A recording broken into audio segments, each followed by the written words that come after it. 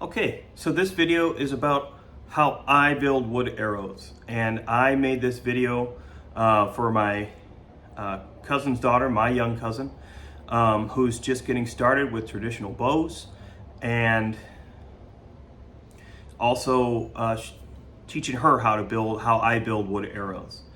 If you've never built wood arrows before, hopefully this video is helpful to you. If you're a pro at building wood arrows and you don't like how I do it, feel free to leave me a comment. I do not get paid for any of these videos. I have a small YouTube channel where I put informational videos up. It's very limited. Don't care if you subscribe to me. I am not going to make $1 million being an influencer on YouTube. So enjoy it for what it is. Watch it if you want. If you have questions for me, you can find me on Facebook and you can reach out to me. The other thing I want to talk about is just these kind of wood arrows. I've heard it said that if you build wood arrows, it's primarily for aesthetics, and that is mostly true, especially if you buy wood arrows. If you're just buying wood arrows, you're just doing it because it looks correct for your bow, and then more power to you. I'm not judging you. If you are building wood arrows, it has to be because you enjoy building them. You want the satisfaction of building your own arrows. And yeah, I do that. Aluminum arrows, carbon arrows are going to be stronger, they're going to be straighter, and they're going to have less spine and weight variance typically, especially aluminum, but carbon too, especially if you're buying high quality shafts. So wood arrows are kind of an old school labor of love, and this is how I make them. It doesn't have to be how you make them. There's a variety of different ways to do it. I mean, and you've got guys who will have a dowel rod maker where they'll make their own arrow shafts from pieces of wood. You've got different ways to cut your own feathers, make your own fletchings from feathers. I usually just buy them. That's again what I do. You can get as in-depth as you want. There are folks out there that make their own primitive arrows with like old school trade points or napped arrowheads, and they make them out of all sorts of stuff.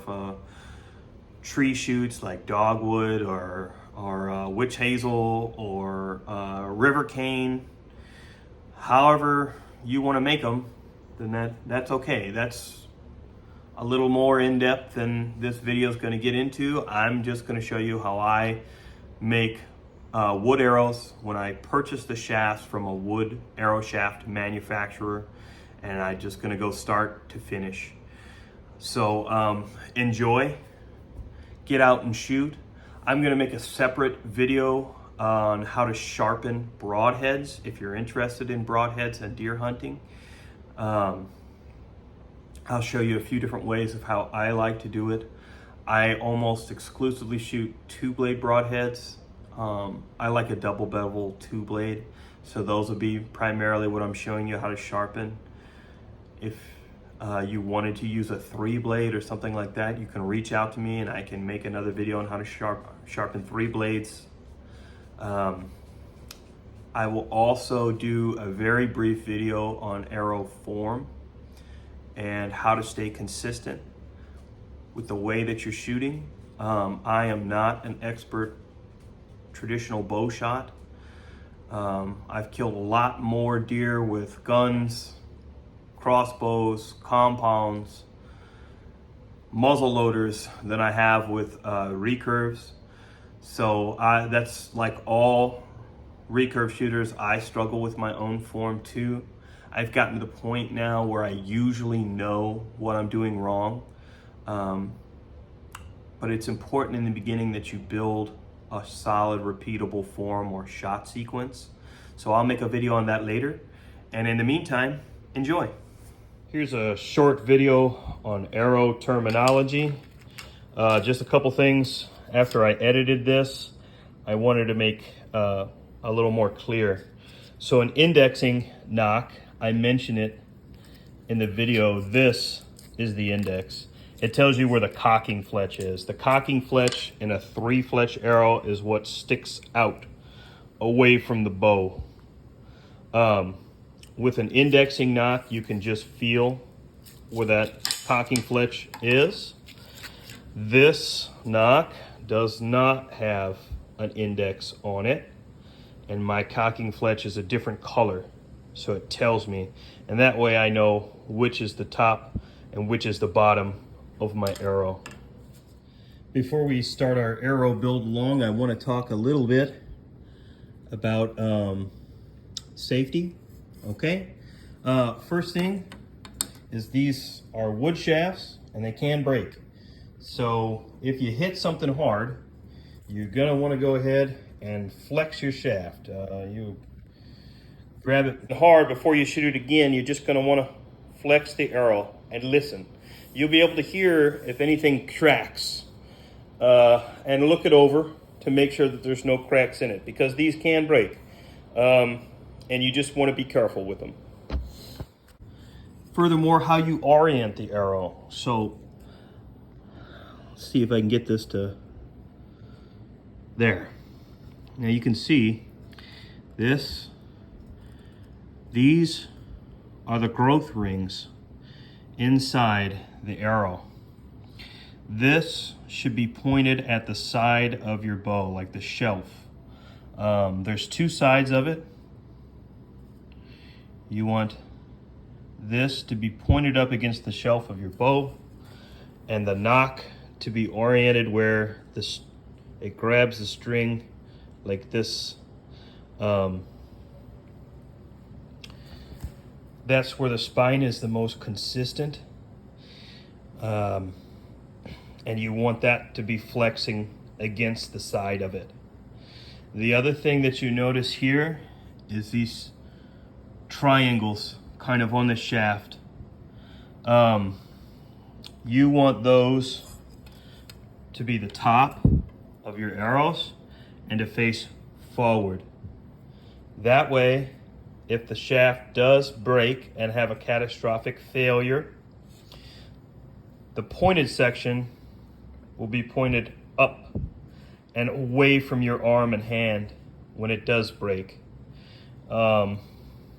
If you do have a wood arrow break like that, you might wind up with some splinters in your hand anyway, but this should keep the bulk of it away. Some shafts have 2 sections like this.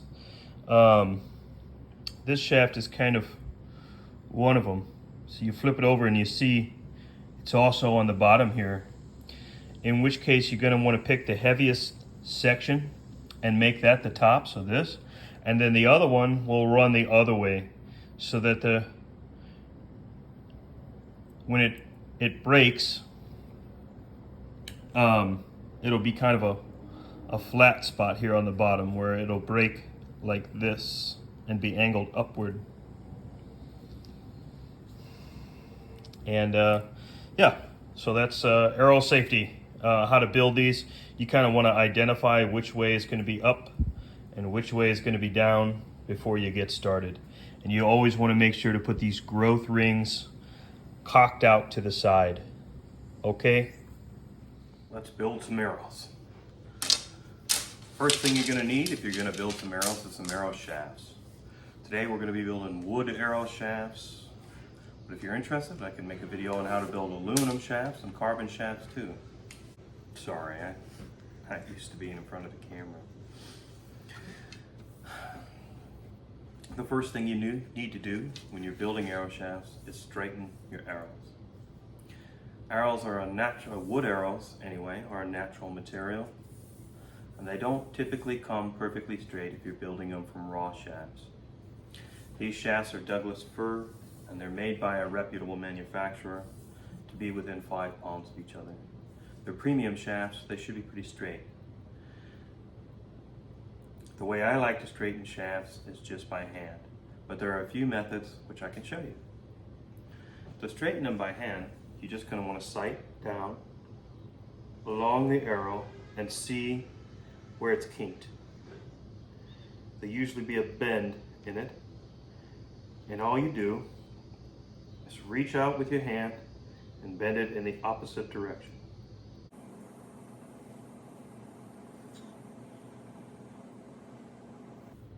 Once you get the hang of getting them straight, it gets a lot easier. And remember, get them as straight as you possibly can. But wood arrows are a natural material, so you'll never be as straight as a new aluminum shaft or even a carbon shaft. However, as long as they're pretty straight, they should fly true. We'll go through each one at a time, and straighten them.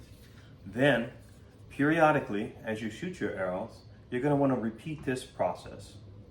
I usually look down my shafts once a week or so. They tend to stay straight, but you never know. Just look down there, and if they need a little bended back into true, go ahead and do it. Now, I said there were other ways to straighten arrows. There's two other ones that I know of. One is called burnishing, and one is just using heat, usually from a candle or an alcohol burning lamp, something that doesn't get soot on your arrow.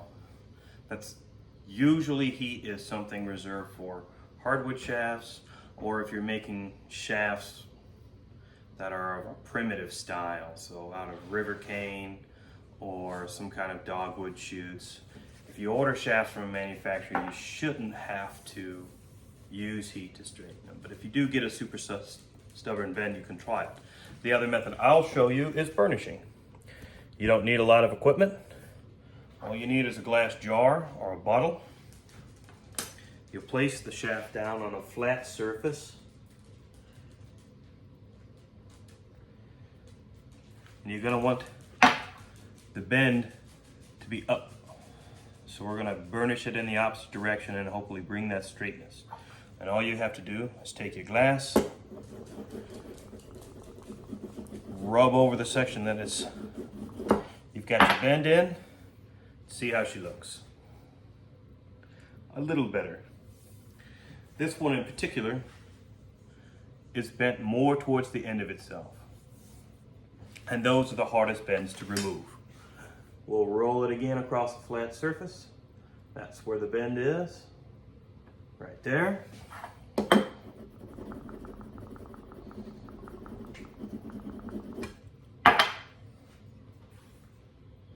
Pretty straight. Once you've got your arrows nice and straight, or as straight as you think you can get them, you're going to need to cut them to the length that you want.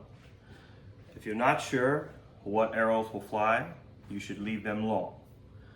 You can even leave them full length and skip this step altogether. I recommend leaving them at least 30 inches or so.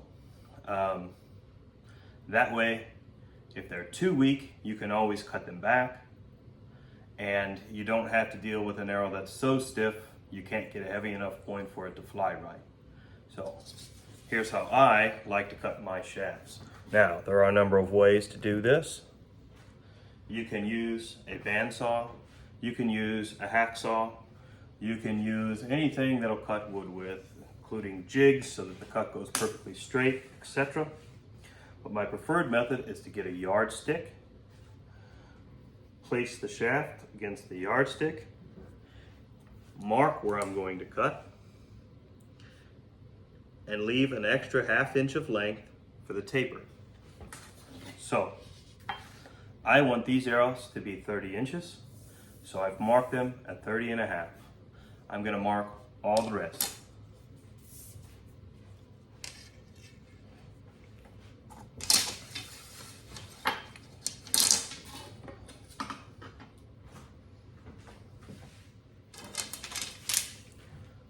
Now that I have all my shafts measured, it's time to cut them. And for that, I use nothing more than a good sharp pocket knife. I place the shaft down here on a flat surface. I find my mark that I've made, press my knife down firmly, and then roll the shaft forward with the blade of the knife down on top. If you're slow and steady and careful, it should make a nice straight line. Once you do, continue Pulling the shaft back with the knife, pushing the knife down, and rolling the shaft in the same direction. The cut that you just made will get deeper and deeper and deeper. We'll do this several times until we start to feel the knife biting in just so. Now, once your cut is deep enough and you can see all the way around, we're going to test it. It's getting there, but not quite. One more pass ought to just about do it. That's perfect. Now if I press gently with my thumb, I can feel the fibers wanting to break on the inside, and all I do is snap off the end. We'll do all the rest of the shafts in the same way.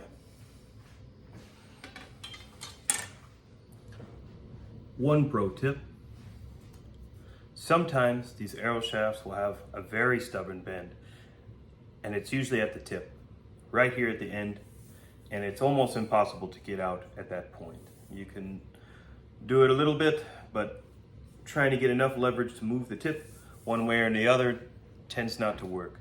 So what I will do then is mark that end and cut it off. Now that we've cut our shafts to length, we have to taper them to accept knocks and points. And it doesn't matter what kind of point, whether it's a small game point or a broadhead or a field point, you do need a tapered edge to do it.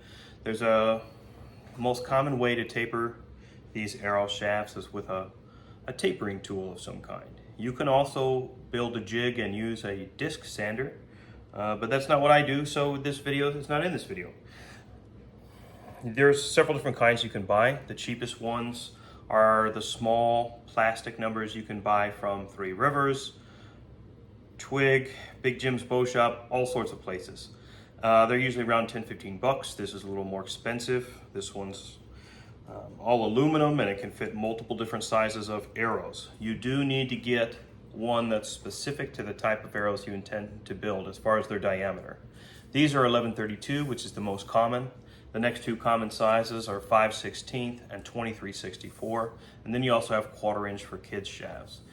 Whichever size you have, make sure you get a tapering tool that matches it. So if you have 5/16 shafts, get a 5/16 tapering tool or a tool like this one where you can change the diameter out, plug it back in, and be good to go.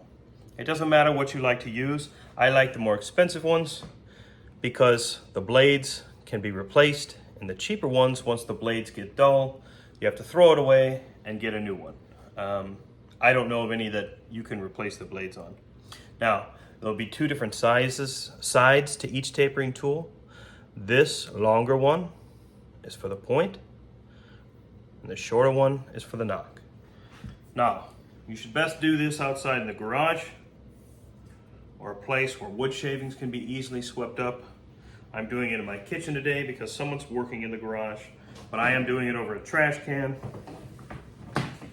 And I will show you one so you know how it goes. We're gonna start with the tape with the point end. Insert the shaft in there, you don't have to be rough with it, and just start turning it. As all the little wood shavings come off, it'll go deeper into the tool until it stops.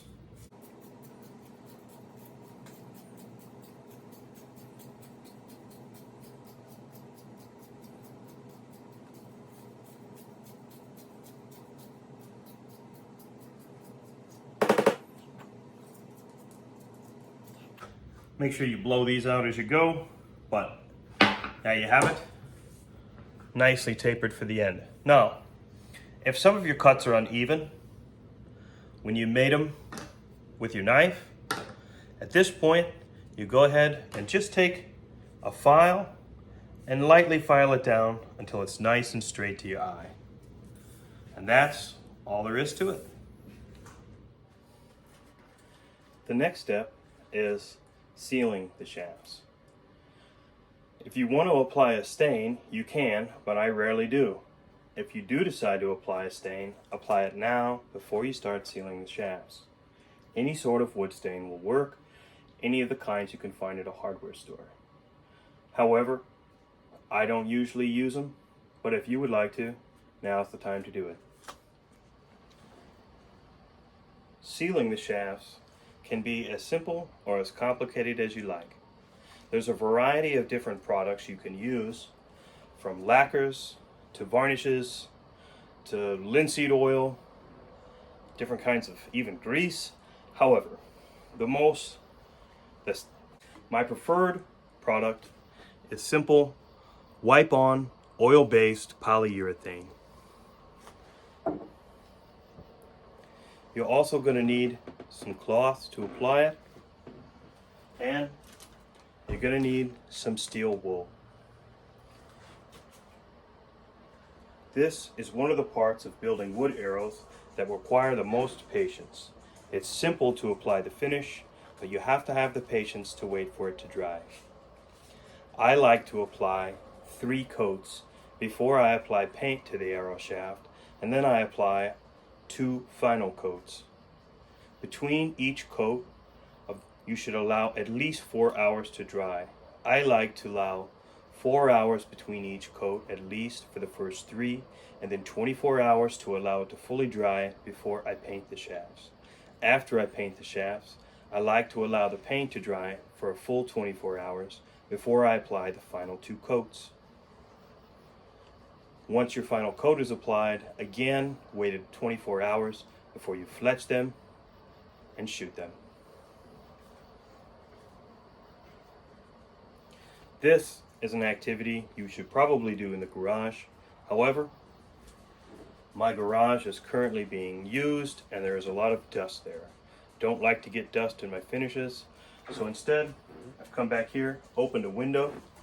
I have a drop cloth below where all my arrows are to protect the carpeting from any spilled finish.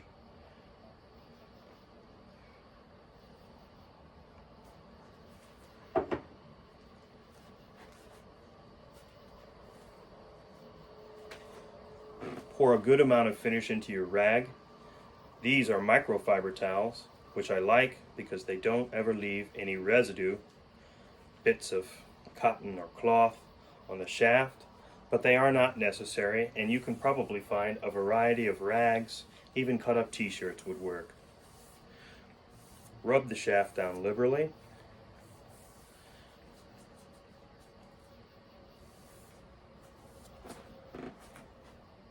Set it aside to dry and go on to the next one.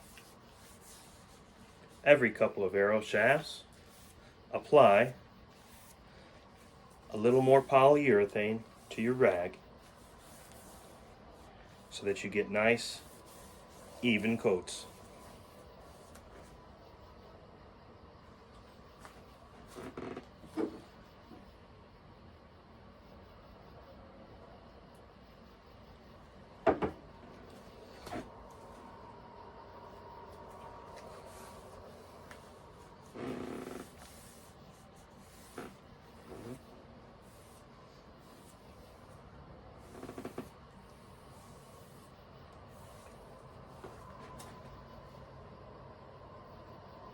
Move on like this until you have all your arrows completed.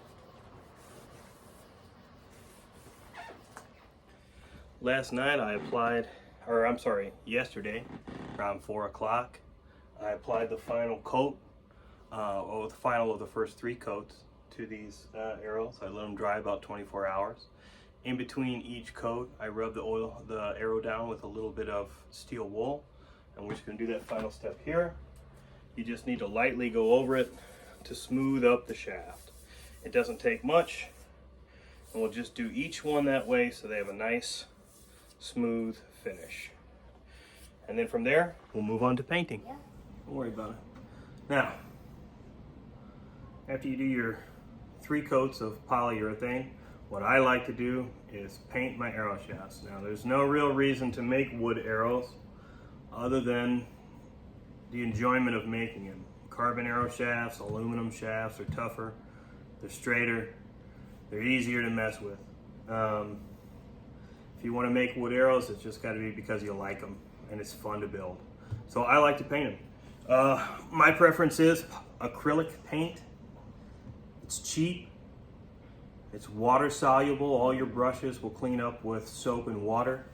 The important thing to remember is if you use an oil-based sealer, oil-based polyurethane, then you need to use a water-based paint. If you use a water-based polyurethane, you need to use an oil-based paint. Otherwise, the paint will run when you put the sealer on top of it. You need some decent paint brushes. You can get a pretty big pack of decent paint brushes on Amazon for not much money. The same, you can get a big old box of different paints for not that much money. I like to use these little cups. Bet your mom has a line on these. She's into food stuff. These are basically like the same little cups that you put jalapenos or condiments or whatever. If you get them at the gas station, nacho cheese. I like to use them. This is my fletching, or not my fletching, my cresting jig. You don't have to have something like this. You could have something significantly better. You could have something significantly simpler. This turns the arrow shaft with the drill bit. It's controlled by this little transformer right here. I made this with some stuff I had at home for not very much money, but yours could be as simple as 2 wooden blocks with a couple of V's cut out of them so you could turn the arrow by hand. It could be as nice as a full bore professional kit that you can find. The thing to remember is when you start Googling arrow cresting, you're going to see a lot of real professional, awesome looking crested arrows, and that doesn't have to be you, especially when you first start. Just make them how you like them. Try different things. Worst case scenarios, you shoot them and they break, or they get lost, or you save them, and you can add wood arrows to your save collection and see how you've progressed into better and better painting. So I'm going to get set up, and then we'll get to painting the shafts. Okay, there's a few terms I want you to remember when we do it.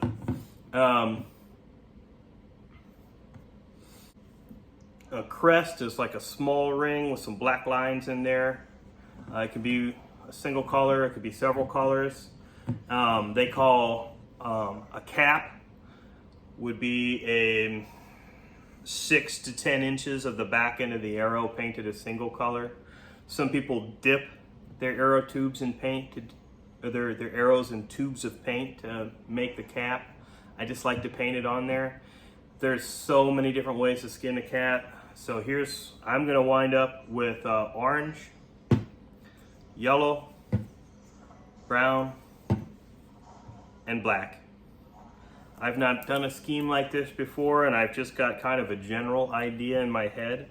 You can make some templates for the lines, however you want. I just like to freehand them. I think it gives it a nice handcrafted look. It makes each arrow a little bit unique, and that's just how I enjoy doing it. So stand by a minute and we'll get started. So I'm gonna start with yellow. From here to here is about 12 inches. I'm gonna coat the whole thing in yellow, and then from about 6 inches, I'm gonna coat it in orange, and then I'm gonna put some crests to mark the transition in brown. A light color, yellow or white, you should apply first. All the other colors will show up better on top of it, and you won't have the shaft kind of seeing through.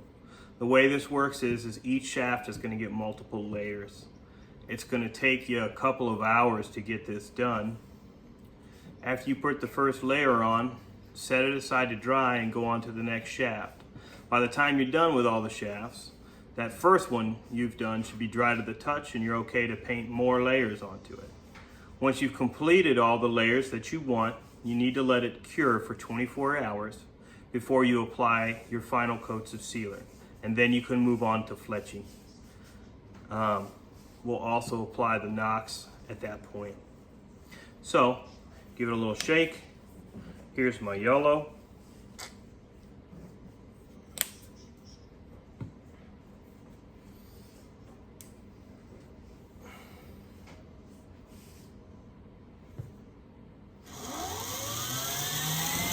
There we go.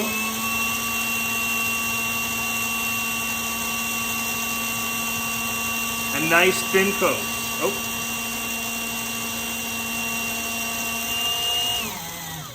Don't have that clamped down all the way. It's not turning. There we go. We want it tight, but not too tight so that it mars the shaft. Let's see if that works a little better. There we go. So we're just gonna start here at the end and go up.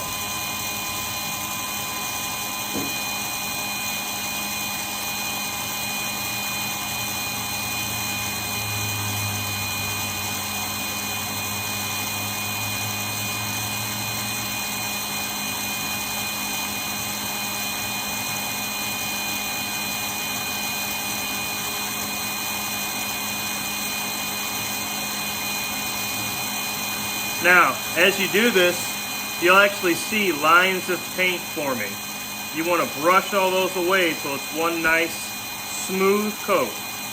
Just lightly brush across the stretch shaft and keep going up and filling in as you go.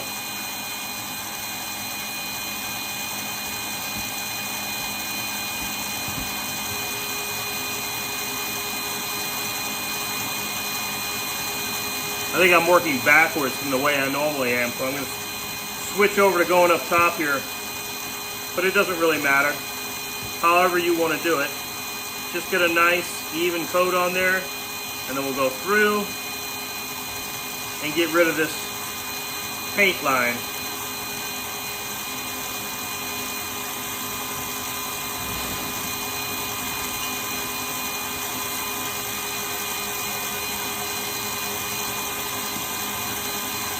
And just a nice gentle hold with the brush, get all that paint on there nice and even. If your paint's not flowing right, you can add a little bit of water to thin it out and just do a few extra coats. I don't typically find that to be overly necessary, but you might. Remember, this is just about making your shafts the way you like it and enjoying the process. Don't let any goofballs on the internet tell you that your stuff isn't good enough. The only thing that matters is that the arrows fly true for you, and it makes you happy to make them.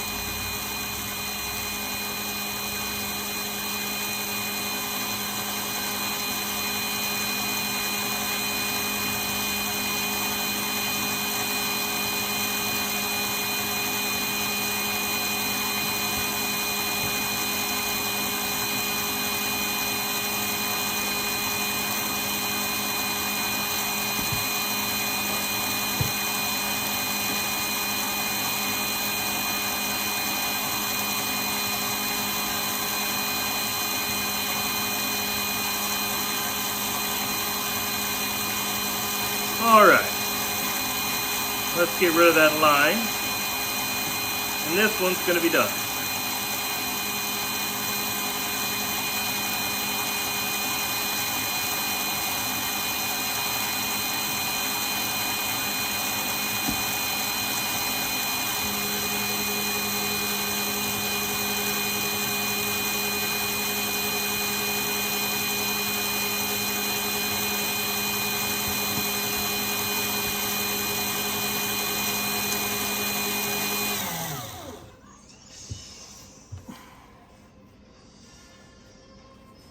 So now you can see this is a 12-inch cap that I've added to the arrow. You can also, along with a paint and brush, you can use, Emmett, will you turn that down please? Thank you. You can use acrylic paint pens to paint designs on here in a really fine, with like a really fine black or silver. As long as you stick with acrylic, the oil-based polyurethane won't run it. Again, if you use an oil-based paint, use a water-based sealer. This is a water-based paint, so we're using an oil-based sealer.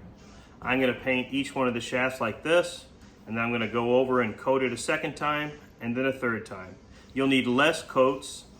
This is gonna be my base layer. Once this is on, we won't need as many coats when we start adding the orange and the brown. Okay? Let's do one more. And I won't put those thick lines on there this time. You can kind of see. I just add a little paint, a little paint, a little paint, and just make nice light coats, and then go over the top of them again.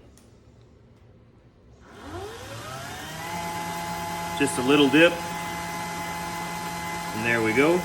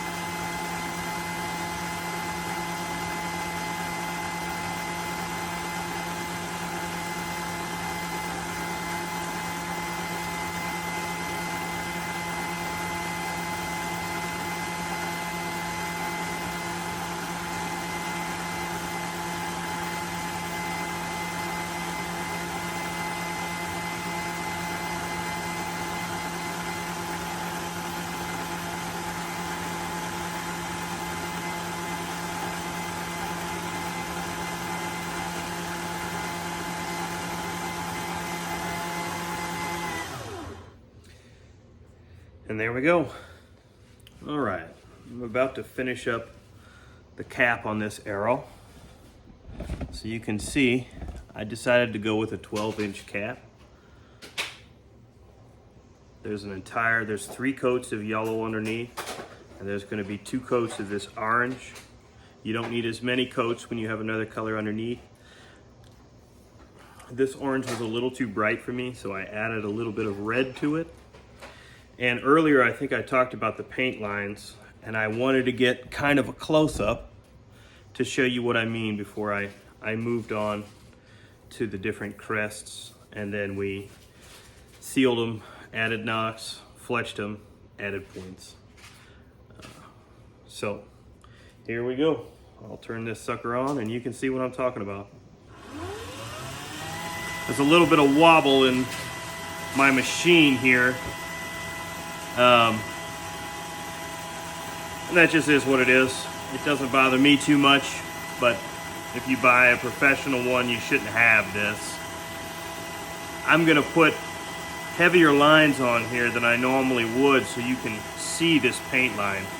Normally I don't put nearly as much paint on my brush, but I just kind of want to give you an example of what I'm talking about.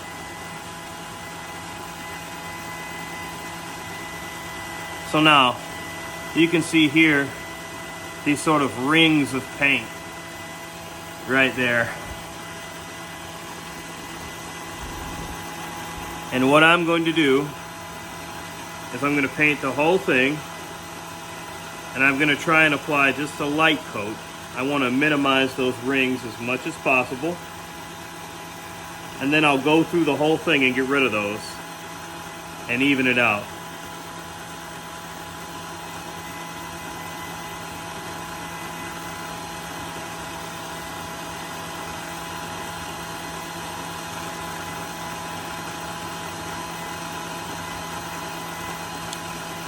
And just remember, I'm no master arrow maker, nor a particularly good artist. So if there's some way that's better, that you like to do it, do it. There's lots of ways to skin a cat. So here, you see these lines right here? I'm just gonna take most of the paint off of my brush. Okay. And then I'm gonna just slowly ease them out by gently pressing down, very gently.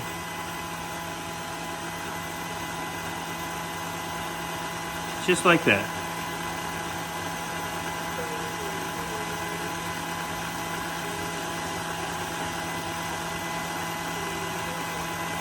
I'm gonna add just a touch more right here because I can still see some little yellow under there, a little more than I'd like.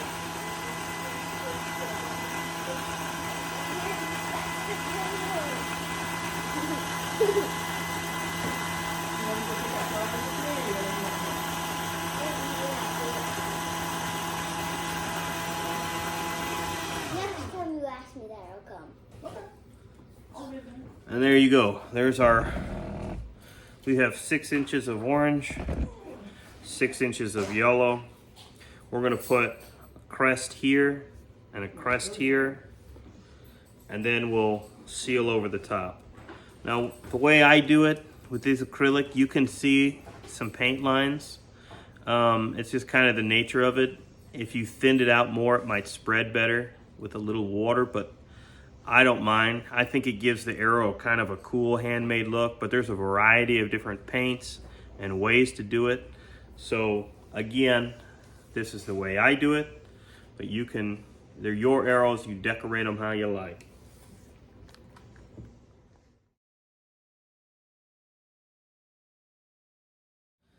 All right, as you can see, I've now got my cap done and I've started my crests. I actually wound up darkening the brown with black and red, and I've added, I wound up darkening the brown with black and red, and it took about 5 coats to get it to look about how I wanted. Now I'm gonna add black lines to edge the cresting.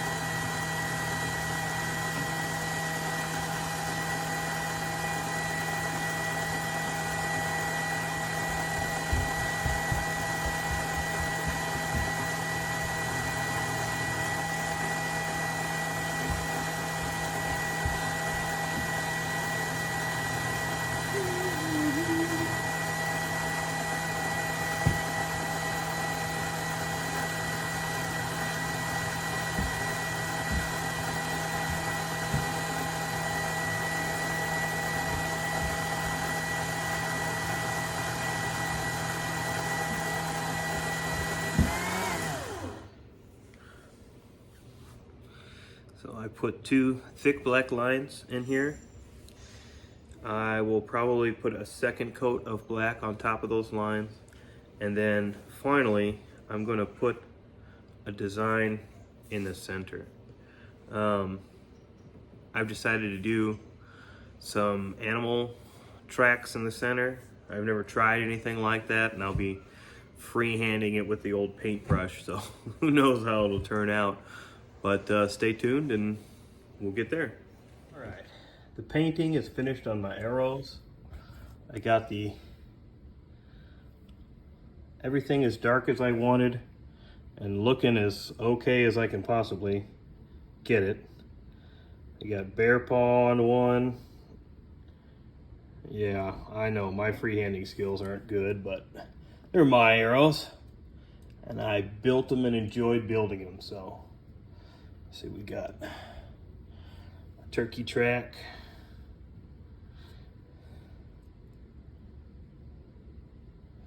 We got a whitetail track. And a couple of them with arrow points.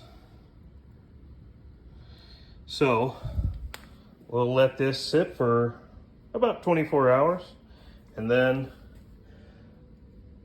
we'll put the last 2 coats of finish on them. After that, We'll fletch them, we'll put nocks on them, we'll weigh them, and then I'll also check the spine and decide which ones get what points. Now that my arrows are painted and straightened, and I put the final 2 coats of sealant and rubbed it down with a final bit of steel wool, it's time to put nocks on the arrows. So we want, just like I showed you in the video, in the beginning of the video, we want that grain, all this, to be pointed against the bow. If you have an indexing nock, you're going to want to rotate it to where you know the top of the arrow is going to be. If you don't have an indexing nock, then that's all right. We just want to make it so that the grain runs up against the bow and is not oriented vertically. We want that grain to be horizontal. I use hot melt for my nocks. It's the most effective that I've found. I like Gorilla Glue hot melt. You could buy a big old pack of sticks like this, usually at Walmart, for under 10 bucks typically, and it lasts a long time. So what I'll do, take a lighter.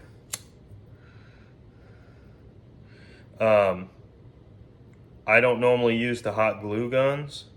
They don't get the glue hot enough to really flow. It always kind of leaves like these little strings around. You're gonna take the nock end, put a little glue on there.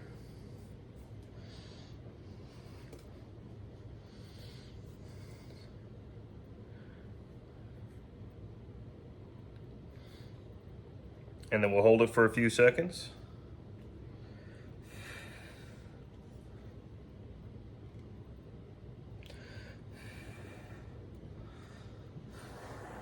And let that cool. Once it's cooled all the way, I'll go ahead and peel that off. I find it easiest to peel it once the glue is really cooled down. It comes off real easily then. And we'll do all the shafts just like that.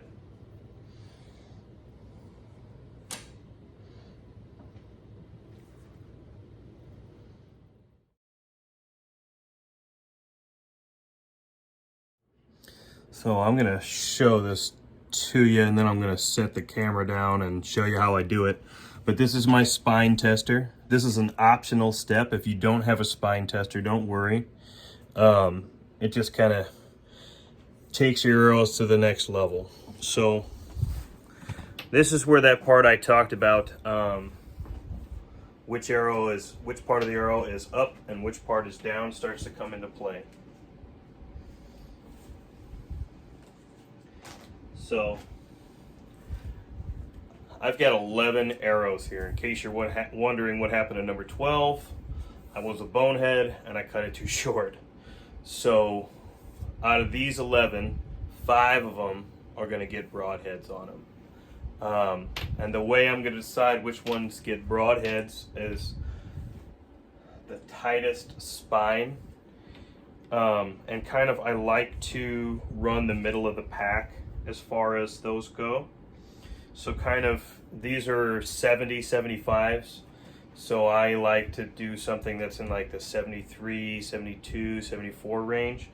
And whichever, my helper here is trying to be on camera. So I'm going to orient the top out toward me.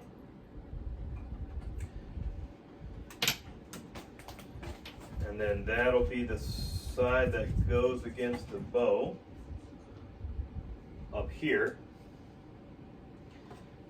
And there's this line that I can turn this dial to adjust the 0. And when I have it at 0, I just take this weight and it'll flex the shaft for me. So that one is right about 72. And now I have these kind of unique marks on there. so I'll be able to remember, but I'm going to set this one aside. And let's see, how about you?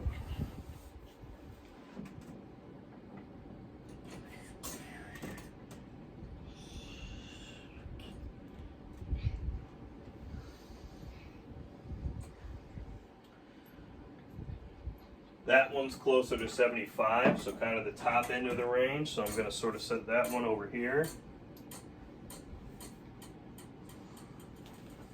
And we're just going to keep going.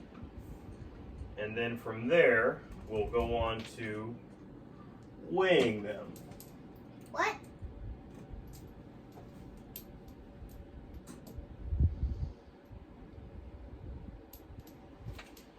There's another 73, so it's going to go over here. And we'll just sort of keep going. Okay, so change of plans. This larger group over here are all almost exactly 75, where this smaller group are between 72 and 73, which is really tight. These are Douglas fir shafts from Sherwood. They're premium shafts, and I was not disappointed. No matter the manufacturer, every now and then you get one that's outside of that spine range. These are natural shafts that are being hand sorted in huge quantities, so it does happen. These guys are small shops. No matter how many shafts they distribute around, the wood arrows are only so popular, so it's not a big deal if you do, but I'm actually going to make my broadheads from this larger group of shafts right here.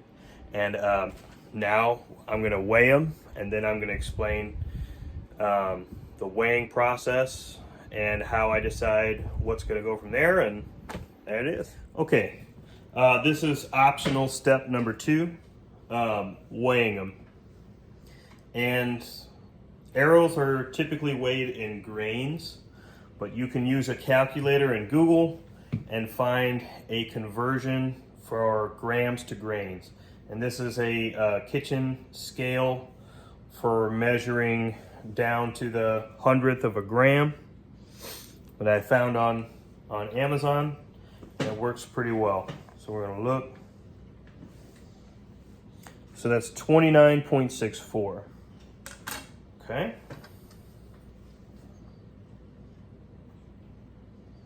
29.66.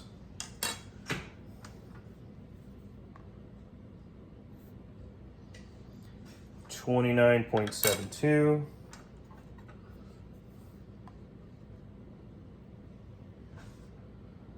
29.51.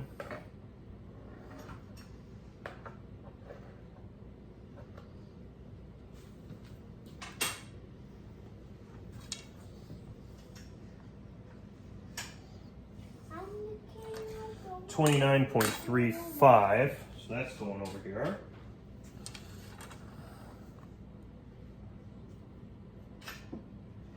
29.87, so we're gonna, that's pretty heavy compared to the others.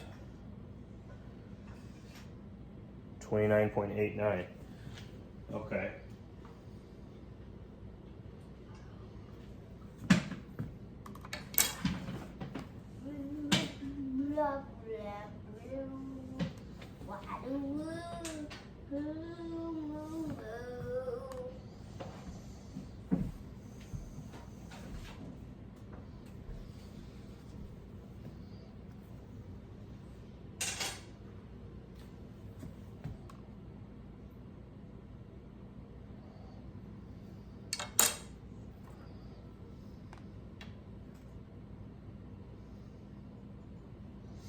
Okay, so these 5 looks like they're within the closest amount. It looks like they're within, most of them are within 2/100ths of a gram, I'm sorry, 2/10ths of a gram of each other, I think.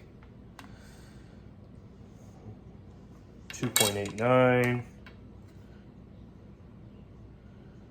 2.64, so yeah, pretty close. 2.72. So these are going to wind up being my broadheads. That's not strictly necessary, but it kind of helps your mental game. If you want to blame your arrows for not shooting right, usually it's not the arrows, usually it's you, and this will kind of let you know that it is.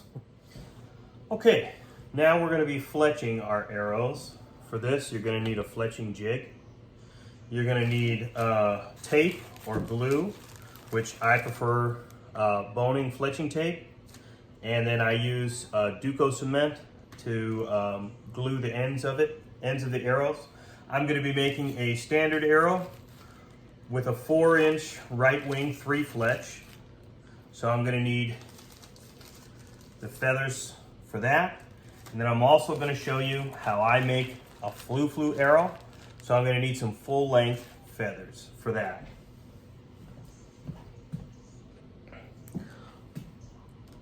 And a sharp knife. So I'm gonna make 2 flu arrows out of this batch, and those flu arrows are for shooting at stuff that's up in the air, aerial targets, etc. You can use them for squirrels, but you should reduce the amount of fletching that you put on there. So each one of my flu arrows is gonna get 6 4-inch full-length fletchings. If you want to try and use those for squirrel, you need to only do 3, and even then those little tree ninjas will dodge it. But if you just want to throw stuff up in the air and shoot at it, these will slow your arrows down very, very quickly, and you can feel reasonably safe.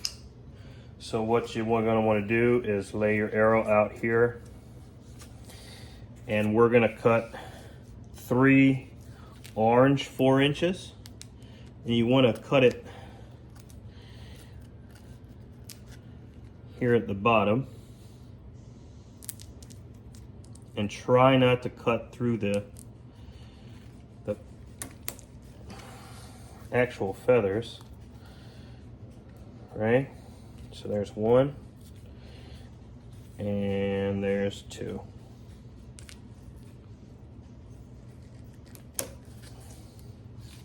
Okay, and then we'll do our 3rd orange one, and then a yellow one. There's our 4 inches.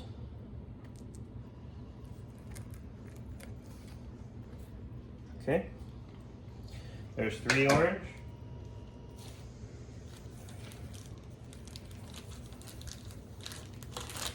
And 3 yellow. And ultimately I'm going to wind up with 6 of each color because I'm going to do 2 arrows. But for now, in order to keep this video not boring, I'll just do a few. Right?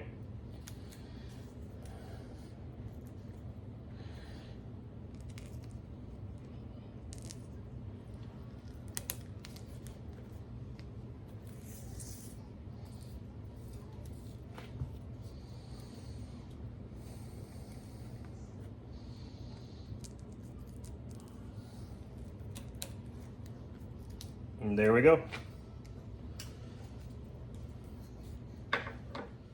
Okay, so I'm going to do my best to show you this in such a way that the camera can see it. But I have a 3 fletch going on here. Now this allows me to do a 3 fletch and 2 different kinds of 4 fletch. And if you're going to do a helical, which means the feathers curved along the shaft, you need a helical clamp in either right or left wing. If you just do a straight fletch, then you don't have to worry about whether you buy right or left wing feathers. Although I would consider buying all right wing feathers or all left wing feathers. I prefer right wing feathers just because at one point I had more of them, and I got tired of trying to remember which were left and which were right. So now I just always buy right wing feathers. So my cocking fletch, you're going to want to orient your arrow in the way that you want it positioned on the bow, with this part sticking out. So this part is going to face the bow and this part is going to face outside. I'm going to clamp the feather in the jig and check to make sure it's where I want it, which it is. And then I'm simply going to come over here. Oh, let me grab some scissors. Forgot about that part.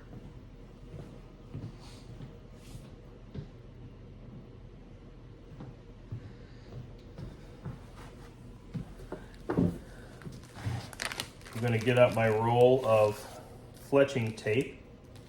And now you can use anything you want. You can use, they have glues specifically for fletching arrows. I've tried a couple of them. I've tried regular old super glue. This Duco cement you can use. I like the tape because I only have this one fletcher and it makes it go by a lot faster, and they seem to hold just fine. I've heard of some people having problems with the tape shifting around, but I've not. I stick with this kind of name brand tape right here, and I don't let my fletching tape get that old. If you're gonna leave it for a long time, you might consider putting it in a refrigerator, and you definitely want to put it in a Ziploc bag. So what we'll do is we'll get a piece out, and then we are going to lay it down here on the shaft.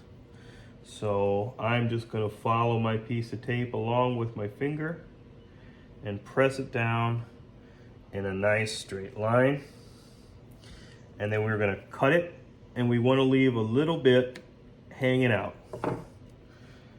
Okay? Now this usually goes a lot faster for me because I'm not talking or making a video. And I'm going to put a foreword about this, but again, if you're watching this and you're an expert arrow builder and you're just pulling your hair out because I'm doing something wrong, please feel free to leave a message. I'm willing to make corrections. I am not an expert arrow builder, so I'm always willing to learn new things. And if you come up with some way, whoever's watching this, that is better, then go ahead and do it. Don't think that just what I'm showing you is the only way to get anything done. So anyway, with that said, what I'm going to do is I'm going to lower this down. I'm going to press it firmly against the shaft. And then I'm going to press down and I'm going to run my fingernail right across there and press down on each end. So it's stuck firmly on that shaft.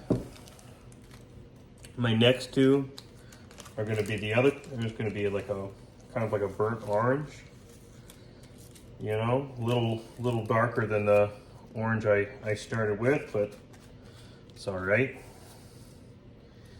A little more red than orange, but I said orange when I bought them. So there we go. We're gonna make sure it's nice and flat with the shaft there. And then if you were instead using glue, you would just reach under there, the clamp with your fingernail, press it all the way down, and let that glue dry. Duco makes a good bond, but you have to wait at least 20 minutes before you take that clamp off. So of the glues I know of, that's the slowest. Probably the fastest is a super glue. The issue I've had with super glues in the past is, one, the glue gets on your clamp. Seems like no matter what you do, it's always getting on your clamp. And then two, there's always seems to be a little extra squeezed out, and that likes to kind of create this little white coating on there. I've also used the glue I've seen on archery sites called Fletch-Tite Platinum. But I just didn't have as good of adhesion results with it. So I don't use that either. And it also took 10 to 15 minutes for it to dry enough for you to pull it off.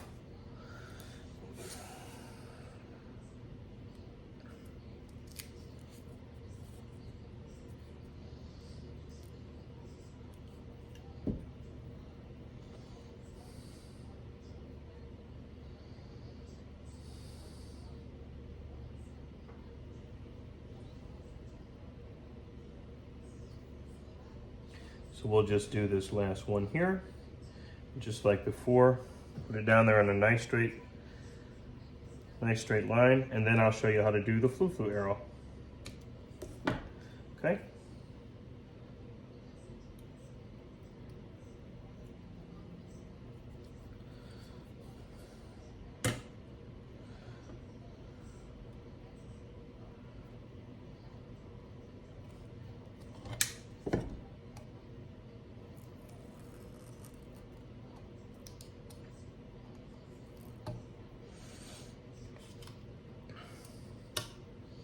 All right, you can see that's got a nice helical on it.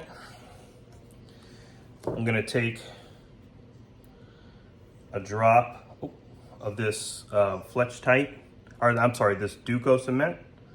Ooh, I got a bunch of it coming out. Let me grab a paper towel, guys.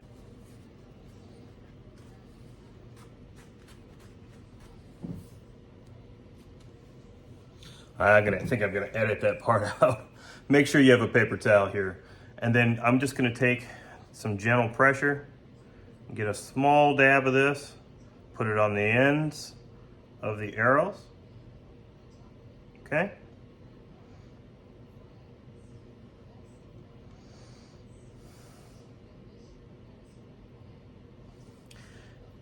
And then I'm gonna set this upright like this and let that dry for about 20 to 30 minutes. And then I'm gonna flip it around and I'm gonna put the glue on the front side. All right, now it's time to do one of our flu arrows. An important thing to remember is to always, as soon as you're done, rotate this back to the position where the cock feather is up, okay?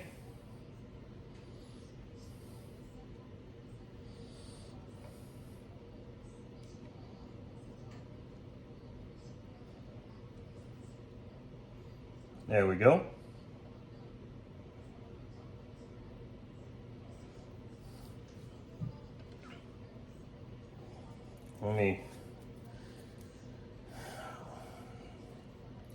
All right, now in this position, it really doesn't matter that much, but just to keep it kind of all samesies, I'll start with yellow first.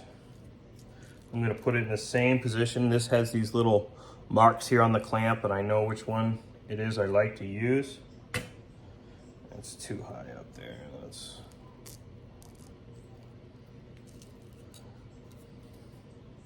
Yeah. Okay. Always test it out. Put it on there without anything on it first to make sure everything's where you want it. And then we'll go ahead, fletch up a flu arrow for you.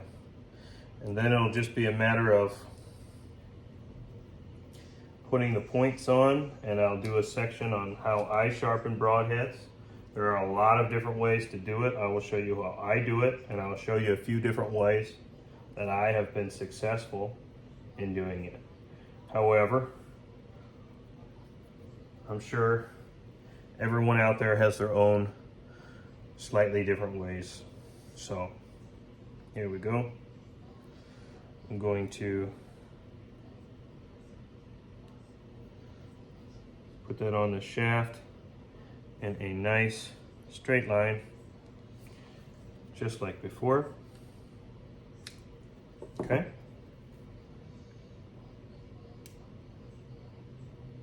It can be a little tricky sometimes to peel this up until you get used to it. There's kind of a technique to it. You'll get it though. You just kind of peel the top off with your fingernail. and get it all lined up and clamp it down there. I'm gonna let it go, and just like all the others, run our fingers down there, okay? Now we'll switch to orange. Oh, I got a little tag on there I'm just gonna cut off. There we go. This orange is colored a little closer to the paint that I put on there. Yep. Okay.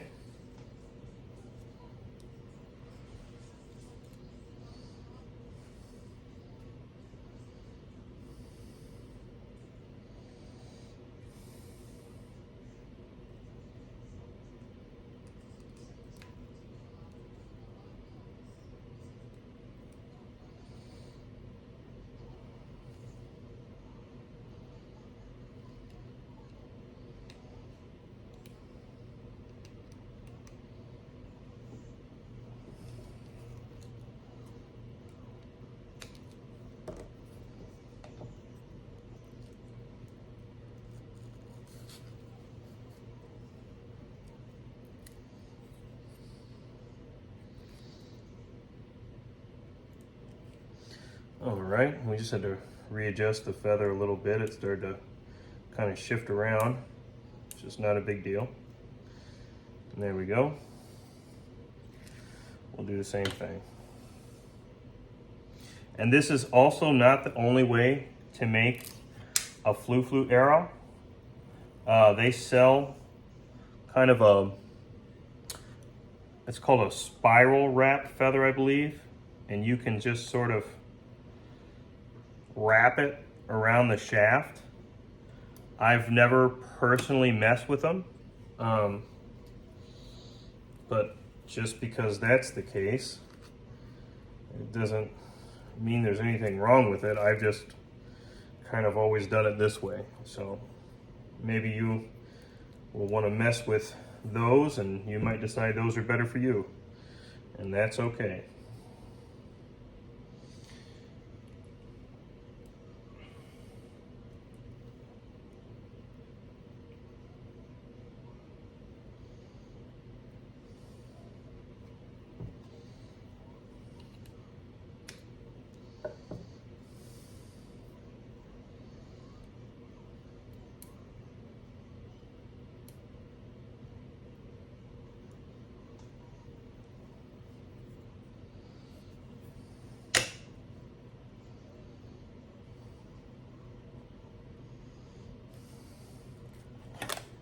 Oh, let's do that one more time. You see that clamp grabbed the back end of it and pulled it off? That's okay. There's feathers are a little longer than your normal one. That old muscle memory just didn't want to kick in. There we go. And we'll do the same thing. We'll just run it down there. I'm gonna press that back end in there real good. Okay, now we're gonna rotate this back to the knock position, and you can actually use them just like this, okay? That is a pretty gnarly helical we put on there. But this time we're going to,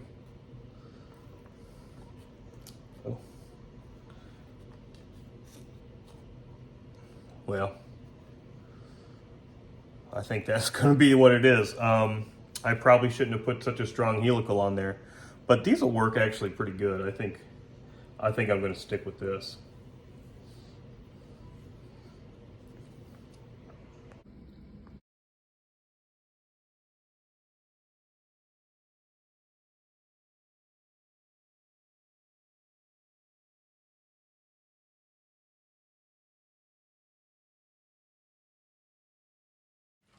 All right. Now that most of my other arrows are done, it's time to finish up this flu arrow here.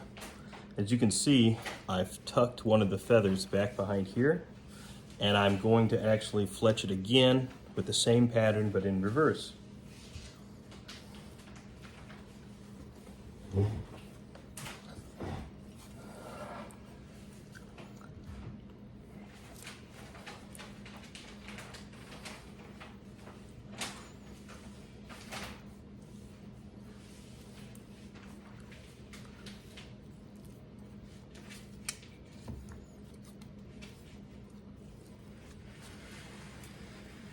I'm going to put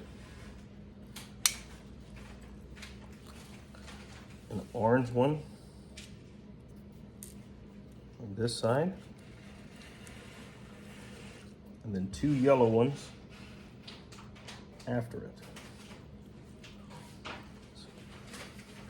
Oh, let me go grab my scissors.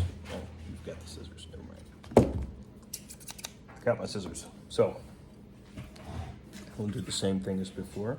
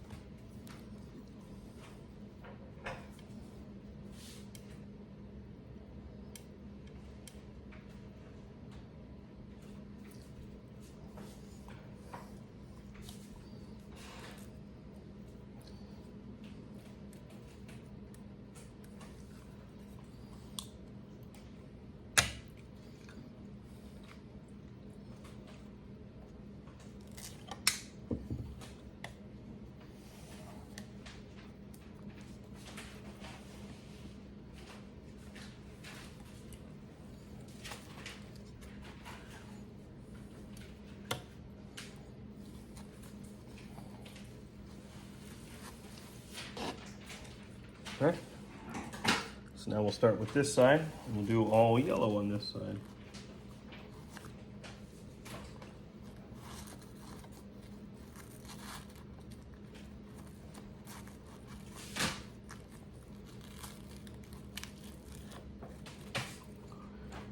There they are.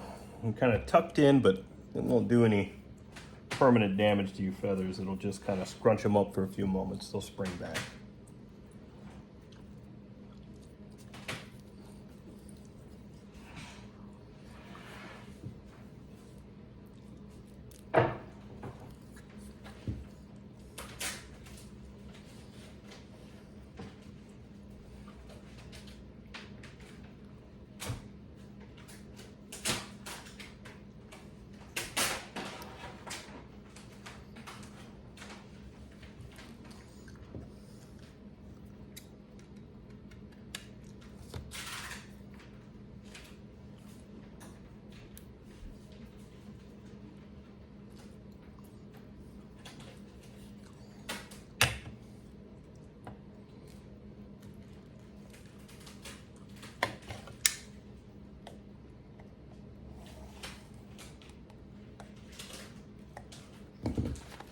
All right. And turn that the final time.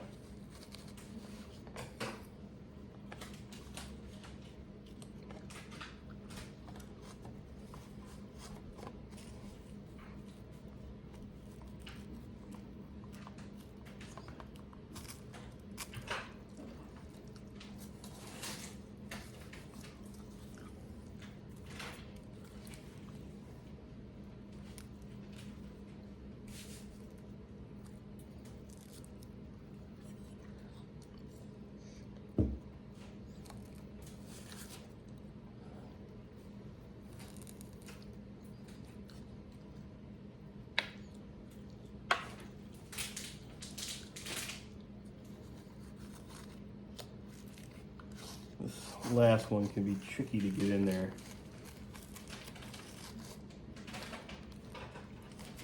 There we go.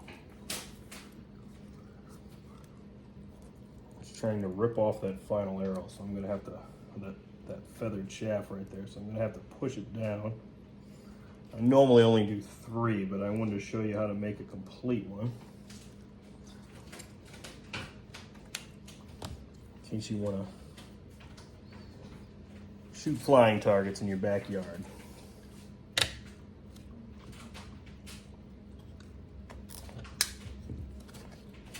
There we go.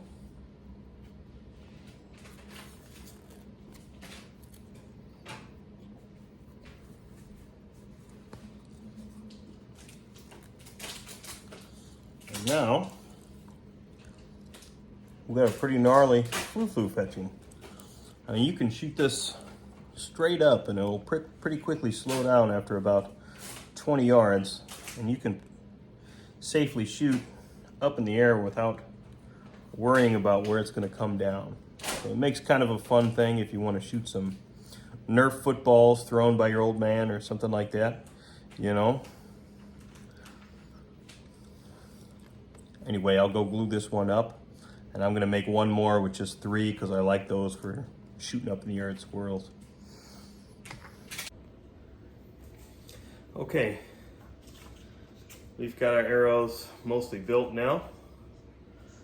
4 of these are going to be practice arrows for me, so they're going to get field points. The 2 flu arrows I made are going to get blunts, and the other 5 are going to get broadheads.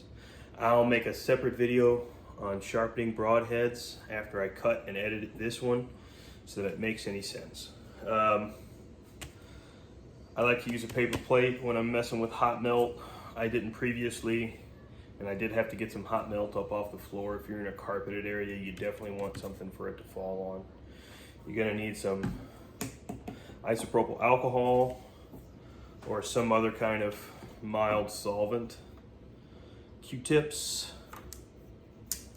pair of pliers, a lighter or a candle, and hot melt glue.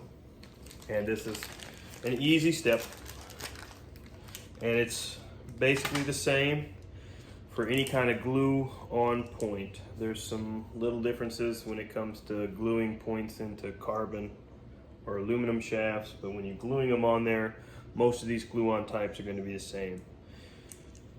So first off, inside and on the points themselves, there's almost always going to be some kind of machining oil or grease or something like that.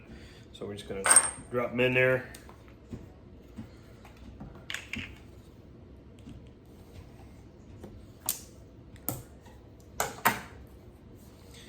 We'll pour alcohol over top of them. And I did forget one thing. We need a paper towel. And we'll let those soak a minute or 2.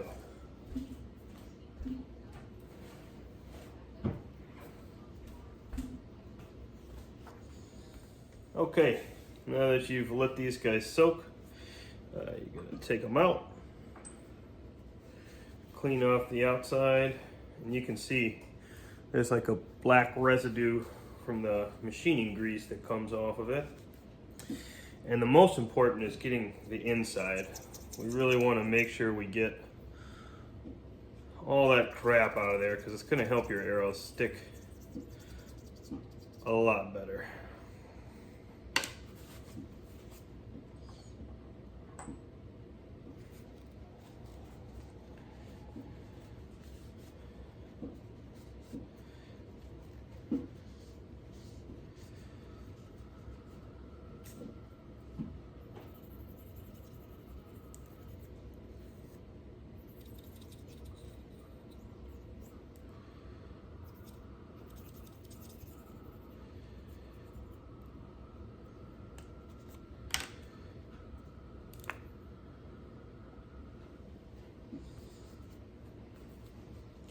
These are 160 grains.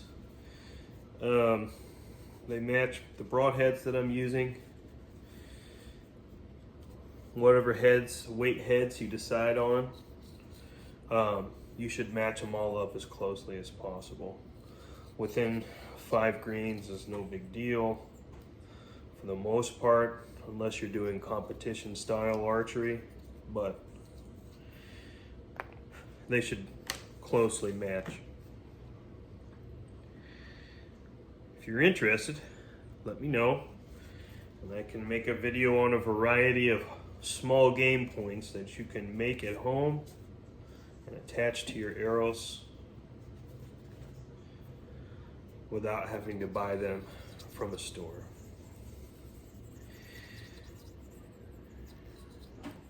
Okay. So we did a pretty good job of getting all the crapola out of there. Now it's time to actually put the points on, which is pretty easy. We're gonna go ahead, kind of need 3 hands for this, so I like to tuck the arrow in here. Right? I hold these close together because you're going to heat up both. There we go. We're going to start getting that heated up. Looking good.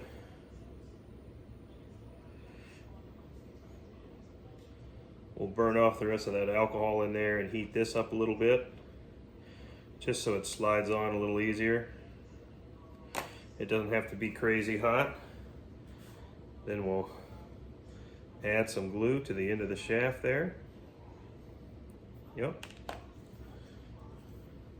And we'll slide it on. Nope, still needs to be heated up more. Kind of let the heat go on that. It's all right, as long as you keep it pretty light on the end of your shaft with the flame. You're not actually burning the wood in the finish. You're just giving it some heat. Now we should slide on there pretty well. There we go. We'll blow on it a few times to help it cool. And then I actually will come over here to the sink, run a little water over top of the field point to cool that off. And there we go. Once that cools all the way, I'll go ahead and peel this line of glue off, wipe it off, and now you have a complete arrow.